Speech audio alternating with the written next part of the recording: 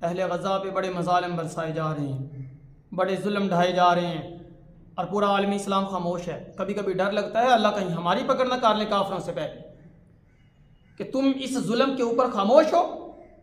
और अल्लाह रब्बुल इज़्ज़त की जब पकड़ें आती हैं ना जुल्म के ऊपर खामोशी से, तो अल्लाह की पकड़ बड़ी सख्त होती है।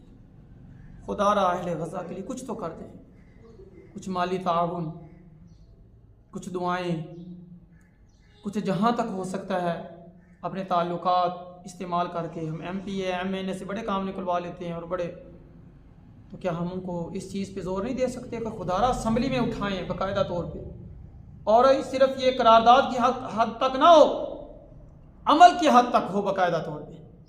मुस्लिम उम्मा, मुस्लिम हुक्मरान, अफवाज उम्मत मुस्लिमा, है काश हमारे अंदर सहाबा इकराम जैसे जज्बे आ जाएं।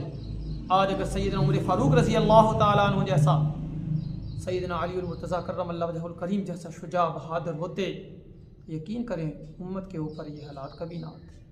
बुज़दिलियाँ आ गई हैं हमारे अंदर, तो उनके लिए दुआ भी करें, अल्लाह उनके लिए आसानी और रहमत